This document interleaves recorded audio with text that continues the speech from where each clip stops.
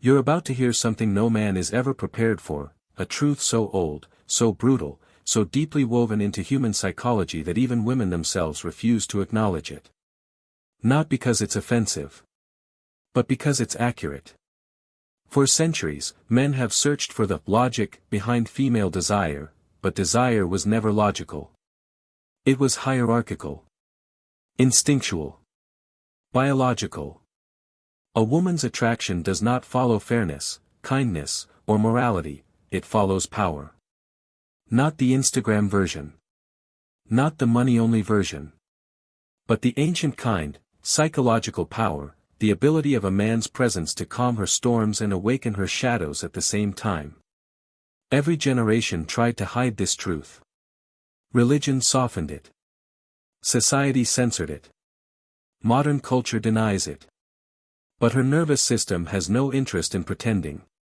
Because beneath her confidence, her feminism, her independence, there is a deeper circuitry, one carved by evolution, conflict, and survival. It's the same instinct that made women in ancient tribes follow the conqueror instead of the conquered. The same instinct that draws her to the man who challenges her, not the one who worships her. The same instinct that makes her test, provoke, withdraw, surrender, sabotage, desire, and fear, all within the same breath. You think she wants safety. But safety is the lie she tells herself. What she truly wants is presence strong enough to break her patterns, not bend to them. A man whose silence carries more weight than the begging of 100 weak men. A man whose grounded masculinity forces her unconscious to surface every wound she tried to bury. She won't say this out loud. She can't. Her ego is terrified of the very force her body responds to. Because the real truth is this, she doesn't fall for the man who gives her peace. She falls for the man who can hold her chaos, without fearing it, fixing it, or fleeing it. And until you understand that, you will misunderstand every woman you've ever loved. This isn't a theory you can debate in a philosophy class. It is a biological contract written in the blood and bone of every woman who has ever lived. For hundreds of thousands of years, the survival of her lineage depended on one brutal calculation, aligning with power. When one tribe fell to another, history is tragically clear. The women did not die on the swords of their defeated men. They were absorbed by the victors. They carried the children of the conquerors. This wasn't a moral failure, it was a survival imperative. Her biology, her deepest, most ancient operating system, learned a lesson that no amount of social conditioning can erase: weakness leads to extinction. Power leads to the future. Modern society has built a fragile facade over this primal truth. It tells her she should want the safe, sensitive, agreeable man. And she may even believe it with her conscious mind. But her body, her nervous system, keeps its own score. It is a living relic of a more dangerous time, and it does not respond to your compliments, your gifts, or your logical arguments about why you are a good man. It responds to one signal and one signal only: strength. Not the strength of aggression, not the bluster of a loud ego, but the deep, resonant strength of presence. The unshakable, immovable gravity of a man who is so centered in his own reality that her chaos breaks against him like waves against a cliff. So she must know. Her survival instinct, humming beneath the surface of every interaction, demands an answer to the question: is he real? Is he solid? Therefore, she tests you. Relentlessly. Not because she is cruel, though it may feel that way. She tests you because her survival instinct demands it. She must know if the man before her is a rock upon which she can build a life, or merely sand that will wash away in the first storm. These tests are not conscious calculations plotted in a diary. They are visceral, instinctual compulsions erupting from her unconscious. The first and most common is the test of silence. She withdraws. She pulls her energy back. The warmth in her texts vanishes, replaced by a cool distance. She stops replying for hours, or even days. The weak man panics. His nervous system floods with cortisol. A primal fear of abandonment is triggered, and his thoughts begin to race: replaying every interaction, searching for his mistake. He feels the void of her absence and desperately, clumsily tries to fill it. He checks his phone every 3 minutes. He crafts the perfect message, one he thinks is casual but reeks of neediness. He double texts, "Is everything okay?" He asks what's wrong, he demands a response, he sends paragraphs of emotional pleading, effectively handing her the keys to his emotional state. In doing so, he has failed the test catastrophically. He has communicated that his emotional stability is entirely dependent on her validation. He has shown her that her absence is a weapon she can use to control him. The man who understands power, however, does something else entirely. He meets her silence with his own.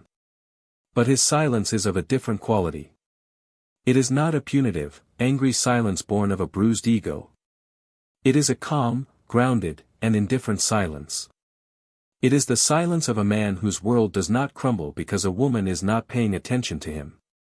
He may not even notice her absence for hours, because he is deeply engrossed in his work, his mission. He continues to execute on his purpose. He goes to the gym, not to post a revenge story, but because it is his ritual. He works on his business, not to impress her, but because it is his mission.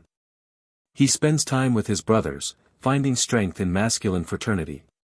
His silence broadcasts a powerful message: my life is whole and complete with or without your constant attention. Your presence is a welcome addition, but your absence is not a devastating loss. This drives her unconscious mind into a state of cognitive dissonance. She has created a vacuum, expecting his weakness to rush in and fill it, but instead, she is met with the solid wall of his self-possession. Her ancient instinct recognizes this as power, and the faint spark of attraction begins to glow brighter. Then comes the test of her storm. When she feels herself getting closer, feeling more vulnerable, she will bring you chaos. She will create drama out of thin air. A sudden emotional meltdown over something trivial. An irrational accusation designed to put you on the defensive. A flare of anger that seems wildly disproportionate to the situation. Perhaps she accuses you of looking at another woman, or misinterprets a comment you made days ago as a deep insult. This is not a genuine request for you to become her therapist or her verbal punching bag. It is a sophisticated, albeit unconscious, test of your frame. Her emotional storm is a hurricane, and she needs to know if your house is built of stone or straw. The nice guy, the pleaser, immediately abandons his own reality and enters hers.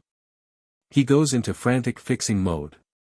He tries to calm her down with logic, to reason with her irrationality, to apologize for things he didn't do just to restore the peace. He becomes a ship tossed on her waves, and deep down, she will despise him for it. A woman cannot and will not surrender to a man whose reality she can so easily shatter with a tantrum. The powerful man remains the eye of the storm. He does not absorb her chaos. He does not mirror her emotional state. He does not react to it. He holds his ground. He listens, he may even acknowledge her feelings with a calm, "I hear you," or "I understand that you feel that way," but he does not bend to the emotional manipulation. He does not get dragged into her narrative of victimhood or outrage.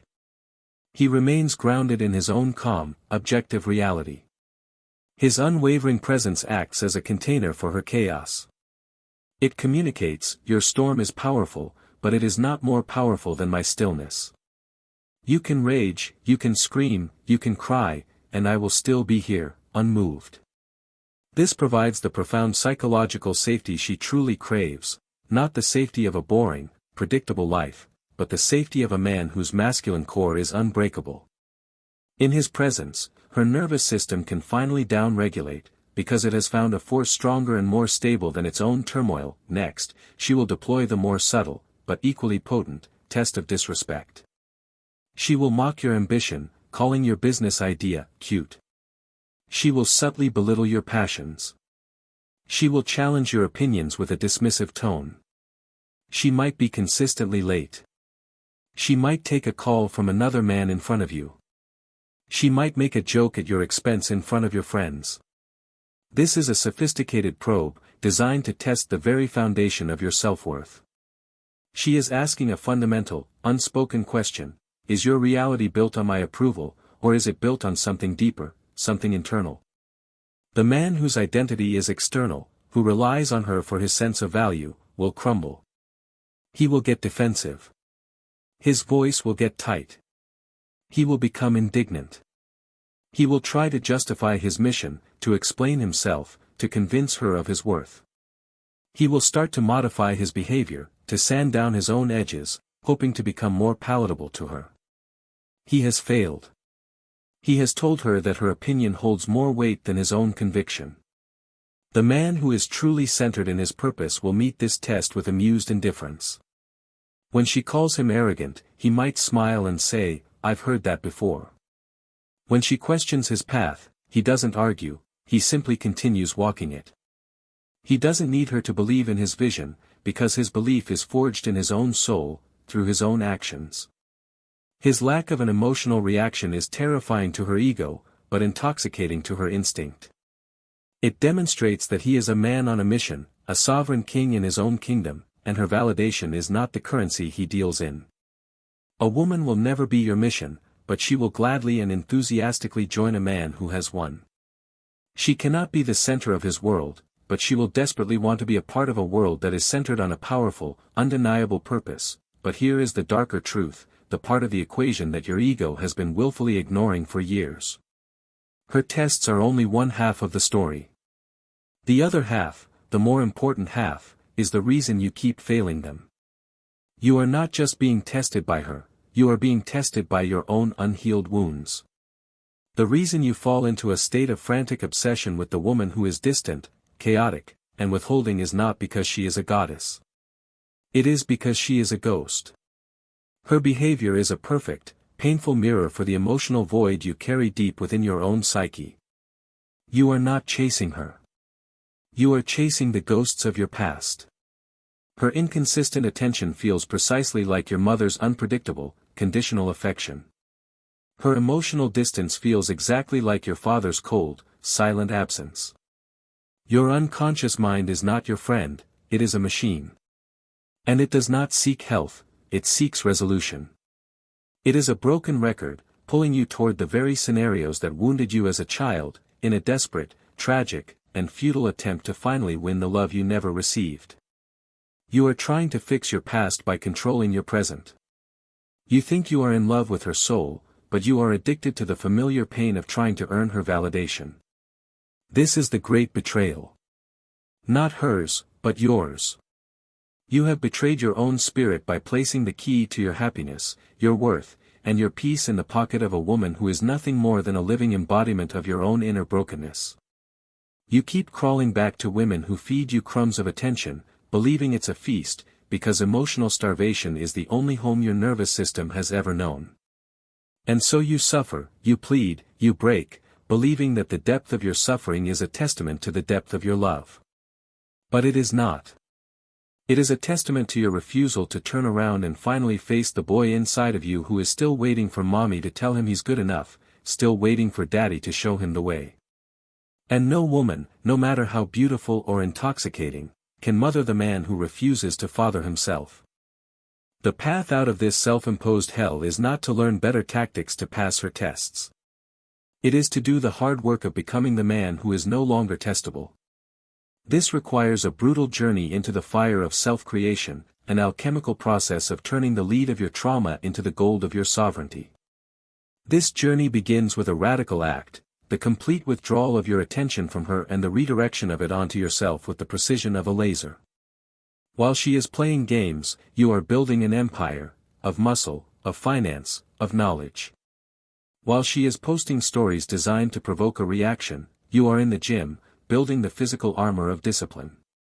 While she is seeking cheap validation from 100 weak men in her DMs, you are in solitude, sharpening the blade of your purpose until it can cut through steel. You must learn the art of sublimation. You must feel the raw, chaotic, needy energy you once spent chasing her, and instead of acting on it, you hold it, you contain it, and you channel it into your becoming. Your pain becomes your fuel. Your loneliness becomes your crucible. The gnawing ache to text her becomes the energy for 10 more reps, the sadness of her absence becomes the focus to build your business for another hour. You stop negotiating with your weaknesses and you start executing your discipline, relentlessly, day after day. This is the slow, arduous forging of your new reality, a reality so dense, so powerful, so internally validated that it becomes its own gravitational field. People will begin to feel it. Not just women. People will feel calmer in your presence, because you are no longer an energetic black hole of need, but a star radiating its own light. This is the path to emotional sovereignty.